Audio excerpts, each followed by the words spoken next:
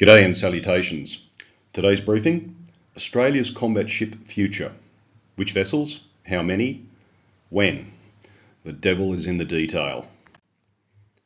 Stated in Australia's recent Defence Strategic Review, the DSR, see separate briefing link below, the Royal Australian Navy, quote, must be optimised for operating in Australia's immediate region and for the security of sea lines of communication and maritime trade, unquote. This will require a new surface force with enhanced capability in long-range strike against maritime and land targets, air defence and anti-submarine warfare. The DSR recommended that the future surface combatant force be split into tiers, with Tier 2 comprising a larger number of smaller vessels than those in Tier 1. The DSR called for a further review into the surface combatant force to ensure its size, structure and composition complemented the capabilities provided by the forthcoming conventionally armed nuclear-powered submarines. The result of this last review, the Enhanced Lethality Surface Combatant Fleet, have recently been made public. A key statement from the review was that the government will accelerate the acquisition of general-purpose frigates to deliver capability sooner and address the risks presented by an ageing and increasingly fragile surface combatant fleet. This briefing will look at the results of the review, which vessels are to make up the Royal Australian Navy's surface combatant force across the two tiers, how many of each vessel there will be, and when they are to be delivered. The current Tier 1 ships are the three Hobart-class air warfare destroyers. At 147 metres in length and displacing 7,000 tonnes, they are equipped with 48 VLS cells, which are to be modified to also launch Tomahawk land attack cruise missiles. They also have 8 slant launchers for Harpoon anti-ship missiles, which are being replaced by the Naval Strike Missile, the NSM. First entering service in 2017, they are scheduled to be taken out of service by 2043. The Hobarts are to be joined by the other Tier 1 ships, the future Hunter-class anti-submarine warfare frigates. Originally to consist of 9 ships, the Surface Combatant Fleet Review has reduced this to 6. At 151 metres in length and displacing 8,800 tonnes, they are equipped with 32 VLS cells and 8 slant-launched naval strike missiles. One of the criticisms of the Hunters is its small number of VLS cells, but this is not to change as a result of the review. The Hunters are to enter service starting 2034, with the last ship commissioning in 2043. Moving to Tier 2 vessels, currently these consist solely of the Anzac class of general-purpose frigates. Originally a class of 8 vessels, there are now 7 in service, further reducing to 6 in 2026. With a length of 118 metres and displacing 3,600 tonnes, they are equipped with 8 vertical launch cells, often quad-packed with 32 Evolved Sea Sparrow missiles for point defence, and 8 slant-launched Harpoon anti-ship missiles, which are being replaced by the Naval Strike Missile. These ships will slowly be replaced by the new general-purpose frigate. Australia's plan for these new general-purpose frigates will come down to a choice between 4 candidates. These include the Spanish Alpha 3000, or possibly the larger Tasman variant, with a length of between 104 and 110 metres and a displacement of between 3,000 and 3,600 tonnes.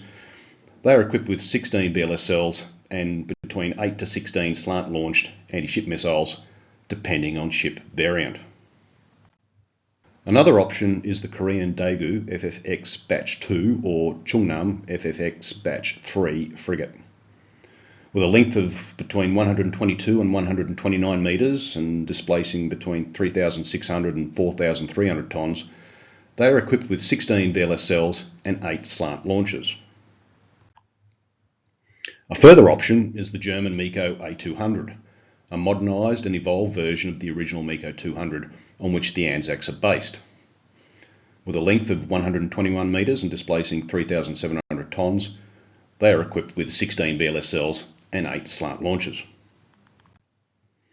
And finally, the Japanese Mogami 30 FFM, with a length of 133 metres and displacing 5,500 tonnes, they are equipped with 16 VLS cells and 8 slant launchers. Whichever design is chosen, these new frigates will be optimised for anti-submarine warfare, being equipped with a towed array sonar, but with their VLS cells focused on a limited number of point defence surface-to-air missiles. It is planned they will also have some degree of maritime and land strike. The other component of the future Tier 2 force will be the large, optionally crewed surface vessels, of which 6 are planned.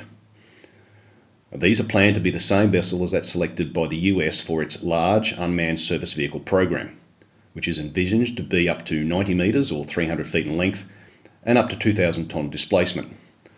These will be equipped with 32 VLS cells.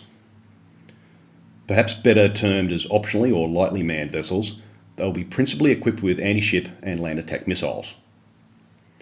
The US plans to procure the first in financial year 2025, so between October 2024 and September 2025, with Australia following soon after.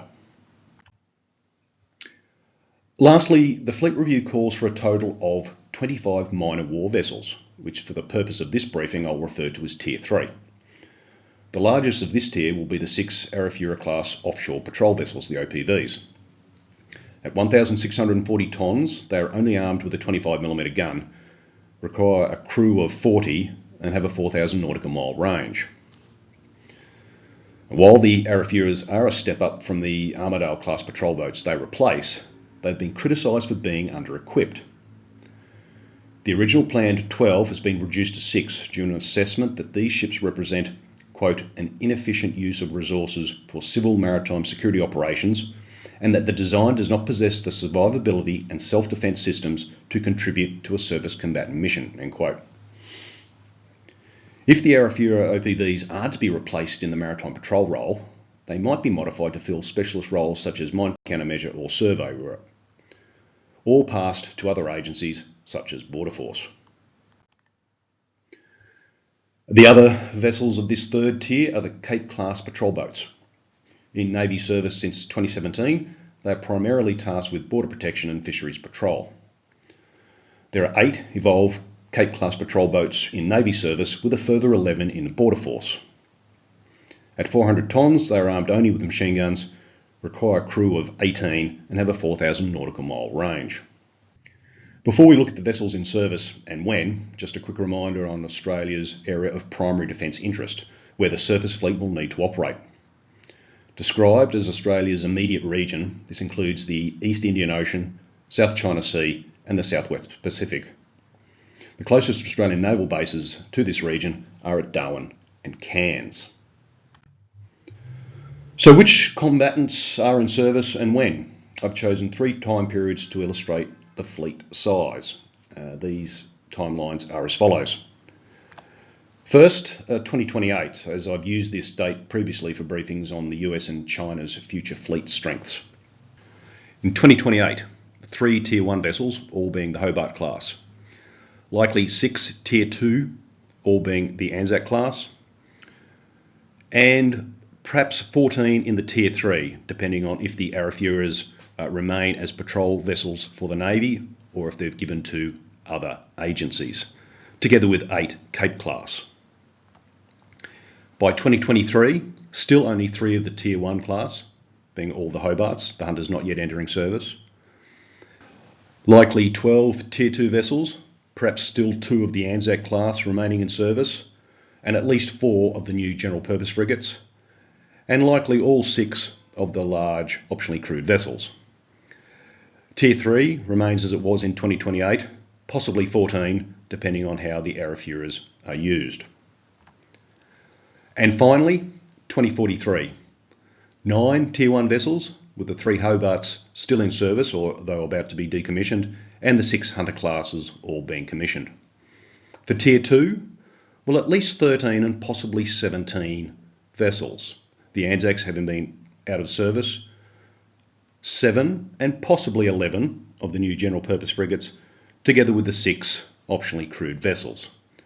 The Tier 3 at this stage is unknown. In summary, the Australian government has stated that it wants an enhanced lethality surface fleet. The foundation of this will be more hulls and new missiles, which will also include new capabilities for Australia. In terms of new missiles, these will include an overdue replacement for the Harpoon anti-ship missile in the form of the Naval Strike Missile, and introduction of the Tomahawk long-range subsonic cruise missile, which has a range of 900 nautical miles or 1,700 kilometres. In terms of vessels, a reduction in the number of Tier 1 vessels, down from 12 to 9, will focus on air warfare with the 3 Hobarts and anti-submarine warfare with the 6 Hunters. The crewed Tier 2 vessels, of type to be determined, totaling at least 7 and possibly up to 11, will have an anti-submarine warfare focus and only be equipped with point defence missile systems and a small number of anti-ship missiles. As a side note, the vessels chosen might also be appropriate for the Royal New Zealand Navy's program to replace its Anzac-class frigates, although I would suggest at least 3 be acquired to replace their 2 Anzacs. The uncrewed Tier 2 ships, the large optionally crewed vessels, will focus on surface strike with the Tomahawk cruise missiles, with the vessels being essentially the same as that chosen for the US Navy. And finally, what I call Tier 3, the 25 minor war vessels. This is a bit misleading in 2 ways. First, it alludes that they are all in the Navy, when 11 of this 25, the Cape-class patrol boats, are actually part of the Australian Border Force.